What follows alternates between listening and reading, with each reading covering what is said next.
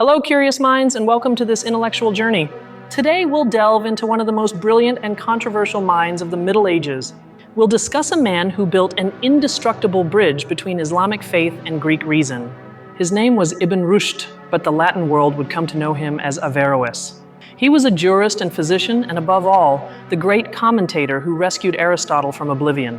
His influence was so profound that without him, the European Renaissance would have been vastly different. Before we begin, a quick note. To bring this narration to life, I've used artificial intelligence tools to generate the images you're seeing. Think of them as a canvas and a way to illustrate the ideas and atmosphere of what we're discussing. They won't always be a literal historical representation, but rather a visual accompaniment to help your imagination soar with me. I sincerely hope you enjoy them and that these visualizations help you immerse yourselves in 12th century Cordoba. The big question guiding us today is profound. Can religion coexist with rational philosophy, or are they destined to destroy each other? Averroes dedicated his life to demonstrating that they are kindred spirits, not irreconcilable enemies. To understand this giant, we must place ourselves in space and time.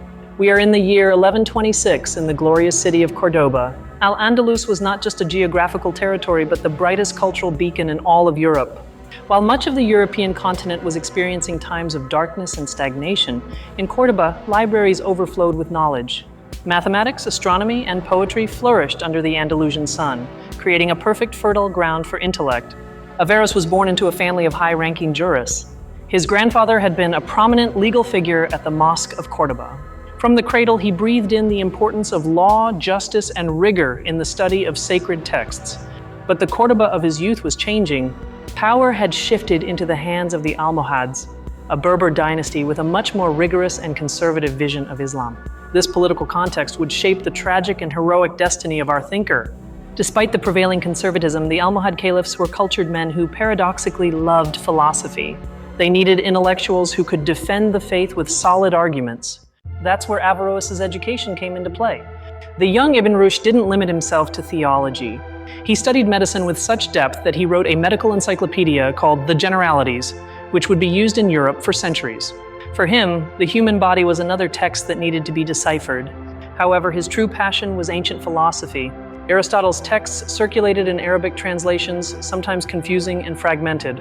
Averroes felt that the Greek philosopher's original message had been lost amidst so many interpretations. Here, a decisive moment in his life arose. He was introduced to Caliph Abu Yaqub Yusuf by another great philosopher named Ibn Tufayl. The Caliph asked him a dangerous question about whether the world was eternal or if it had been created in time. Averroes hesitated, fearing accusation of heresy. But the Caliph began to discuss the topic with erudition, quoting Plato and Aristotle. Seeing that it was safe to speak, Averroes unleashed his genius. The Caliph was so impressed that he entrusted him with a mission. The mission was monumental. He was to comment on all of Aristotle's works to make them understandable. He wanted to cleanse the text of centuries of Neoplatonic misunderstandings. Thus was born his universal nickname, the commentator, the man who explained the philosopher. But why was Aristotle so important? For Averroes, Aristotle represented the pinnacle of human logic. He believed that logic was the perfect tool to reach truth. And if truth is one, it cannot contradict divine revelation. Here we enter the core of his thought. An enormous tension existed in the Islamic world. Years earlier, the famous theologian Al-Ghazali had written a devastating book titled The Incoherence of the Philosophers, attacking those who used Greek logic. Al-Ghazali argued that philosophy led to atheism and placed limits on God's power. He said that if you believe in immutable natural laws, then you deny God's ability to perform miracles. It was a frontal assault on reason. Averroes couldn't remain silent. He responded with a book whose title is a stroke of genius in itself. He called it The Incoherence of the Incoherence. In it, he systematically dismantled Al-Ghazali's arguments using the theologian's own logic. His central argument is fascinating. Averroes says that the Quran urges people to observe the universe and reflect. Therefore, practicing philosophy and science is not only a right, but a religious duty for those with the intellectual capacity. This leads us to his famous theory on the relationship between religion and philosophy. He's often mistakenly attributed the theory of double truth, meaning something can be true in theology and false in philosophy. But this is a Latin simplification. What Averroes truly taught is that truth is one and unique. However, there are different paths to reach it depending on each person's capacity. Not everyone has the training to understand complex logical demonstrations. He classified people into three groups. First, the rhetorical masses who are moved by emotions and simple narratives. Second, the dialectical theologians who seek probable arguments. And third, the demonstrative philosophers who seek absolute certainty. According to Averroes, the sacred text has an external meaning for common people and an internal or allegorical meaning for the wise. If science demonstrates that something is physically impossible, then the religious passage must be interpreted as a metaphor. This was revolutionary. He was saying that reason has the authority to interpret faith. If the Quran says that God has hands, reason tells us that God is not a physical body. Therefore, hands must mean power or capacity. This stance was extremely risky in an environment where literalism was gaining strength. Averroes was walking a political and theological tightrope. He insisted that revealing these complex interpretations to common people was dangerous. He believed that confusing simple people with philosophical doubts they couldn't resolve was an act of impiety. Philosophy should remain within intellectual elite circles, not out of elitism, but to protect social faith. Let's now turn to one of his most complex and debated ideas, the question of the intellect. Averroes proposed a theory about how we think that would perplex Christian scholastics and earn him terrible accusations in the future. To explain how human beings can know universal and eternal truths, Averroes suggested that there is a single material intellect shared by all humanity. It's a difficult idea, so let's break it down carefully. Imagine that universal knowledge is like sunlight. It's unique and eternal. Our individual brains are like windows. The light enters each window, but the light itself doesn't belong to the window. The light remains one. This is known as monopsychism, or the unity of the intellect. According to this theory, what is eternal in us is not our individual personality, this or that individual, but our connection to that shared universal intellect. The implications of this were explosive. If my intellect is not mine but borrowed, what happens when I die? Does this mean there's no personal immortality? No individual punishment or reward in the afterlife for my specific soul? Averroes tried to argue that there was immortality, but his critics, both Muslim and Christian, saw a major heresy here. They said it denied the very basis of religious moral responsibility. If I don't survive, why be good? Another point of friction was the eternity of the world. Aristotle believed the universe had always existed. The Abrahamic religions say that God created the world at a specific moment. Averroes sought a very subtle intermediate solution. He proposed that the world is eternally created. That is, God did not create it once in the past, but is creating and sustaining it at every instant, always. It depends on God ontologically, but it doesn't have a chronological temporal beginning. Despite his brilliance, the political situation in Al-Andalus was deteriorating. The Almohads were losing ground to the Christian kingdoms in the north. In times of war, religious fanaticism often increases as a defense mechanism. The conservative ulama pressured the caliph. They accused Averroes of heresy and of cultivating foreign sciences that weakened the faith of the people. The caliph, who had previously protected him, was forced to yield to popular and religious pressure. In the year 1195, Averroes was banished. He was exiled to Lucena, a small town near Cordoba, and the burning of his philosophy books was ordered. Imagine the pain of seeing a lifetime's work turn to ashes. It was a devastating blow. The man who had been the chief judge of Seville and Cordoba was now an outcast. He was forbidden from teaching and isolated from intellectual life. The light of reason seemed to flicker precariously in Al-Andalus. However, history has ironic turns. Shortly before his death, the caliph repented and called him back to court in Marrakesh. But Averroes was already a tired old man. He died shortly after, in the year 1198. His body was transported back to Cordoba. It's said that his coffin was placed on one side of a mule, and to balance the weight, his books were placed on the other side. A perfect poetic image. The weight of a man balanced by the weight of his knowledge. Averroes died believing his mission had failed. In the Islamic world, his philosophy was marginalized and forgotten for centuries, eclipsed by more mystical currents. But his true legacy would flourish in an unexpected place, Europe. Translations of his works reached the universities of Paris and Oxford. Latin thinkers were fascinated. They discovered a pure Aristotle, explained with crystal clear clarity. Averroes became simply the commentator. A movement called Latin Averroism emerged.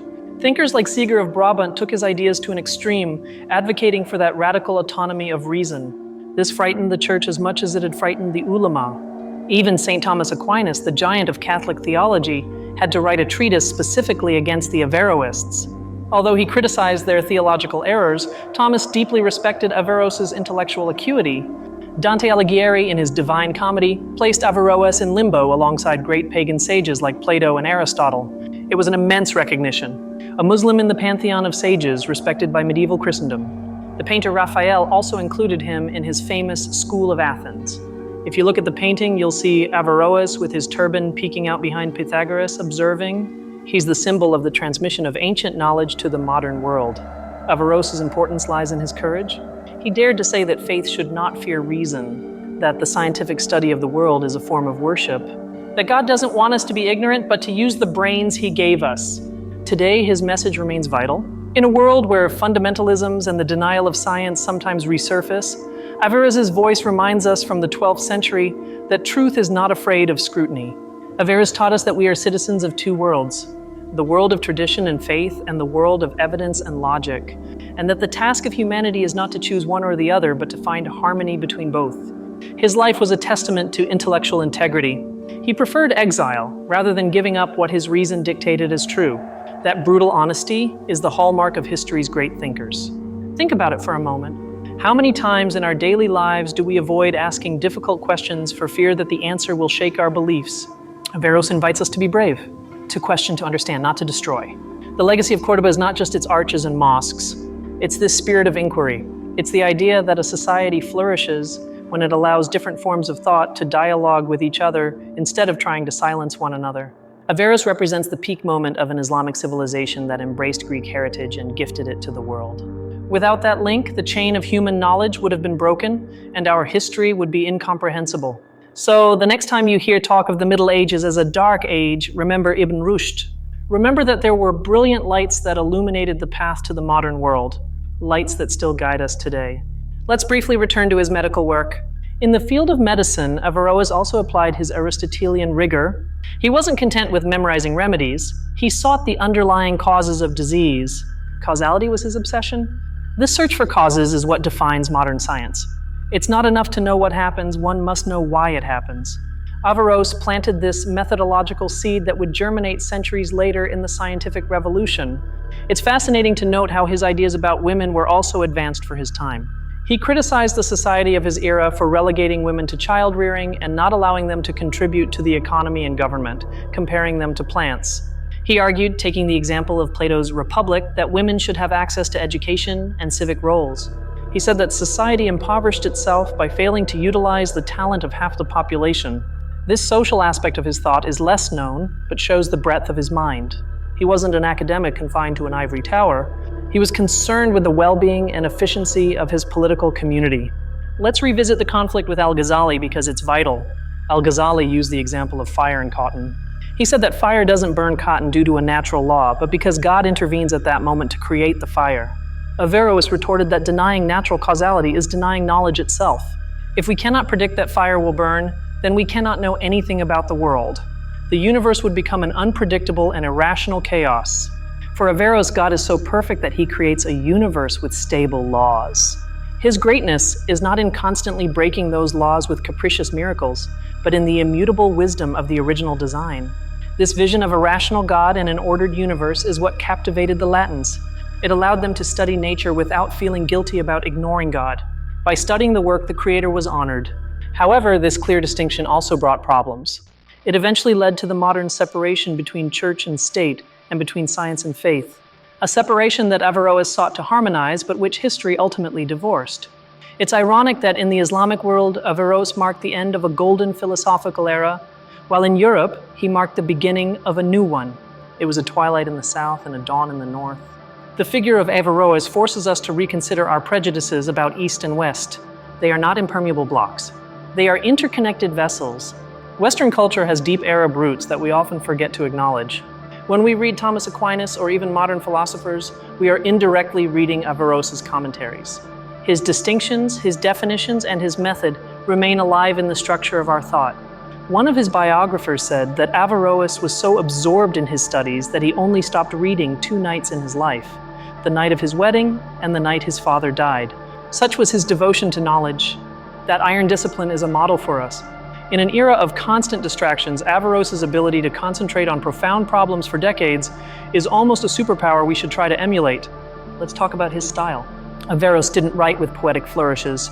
His style was dry, precise, and technical. He sought surgical clarity. He wanted his arguments to be as solid as geometric proofs. This sometimes made him difficult to read, but guaranteed there would be no ambiguities. He hated sophistry and wordplay. For him, philosophy was a serious matter, a question of life or death for the soul. his criticism of theologians was that they used rhetoric to manipulate the masses instead of using logic to seek truth. He saw an enormous political danger in this, as his own exile effectively demonstrated. The religious populism Averroes suffered is no different from modern populisms.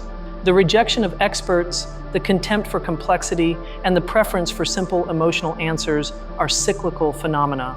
But the resilience of reason is also cyclical. There will always be figures who, like Averroes, rise to say, wait, let's think this through calmly. Let's analyze the evidence. Let's not be carried away by blind passion. The story of Averroes is also the story of culture's fragility. A library can burn, an intellectual can be silenced. Progress is not a guaranteed straight line. It must be defended every single day. Fortunately, ideas are harder to burn than paper. Although his books were burned in the public square, clandestine copies had already traveled to other places. Truth has a habit of escaping bonfires. Let's imagine for a moment what Averroes would have thought if he saw the world today. He would surely marvel at our science, but perhaps he would criticize our lack of ethical and metaphysical integration. We have much knowledge but little wisdom. His dream of an ideal city, a society governed by reason and virtue, remains an unfulfilled utopia. Not a theocracy or a technocracy, but a human community that seeks the supreme good through intellect. In the end, Averroes leaves us a task, the task of not conforming, of not accepting the apparent contradiction between what we feel and what we think, of working hard to reconcile all facets of our human experience. He was the great mediator between Aristotle and Islam, between law and philosophy, between East and West. In a polarized world, we need that mediating and synthetic spirit more than ever. We have journeyed through his life, from the palaces of Cordoba to his exile in Lucina and his resurrection in the universities of Paris. Averroes demonstrates that genuine thought transcends borders, languages, and religions. The intellect may be unique and shared, as he said, or not. But what we do share is the thirst for truth. And as long as that thirst exists, Averroes will continue to be our teacher and fellow traveler. Thank you for joining me on this journey through the mind of the philosopher of Cordoba. It has been an honor to unravel these ideas with you. I hope you now see Averroes not just as a name in a book, but as a living torch. If this analysis has made you think, subscribe to the channel and share the video. Let me know in the comments what you think about the relationship between faith and reason today. We'll see you in the next adventure of knowledge.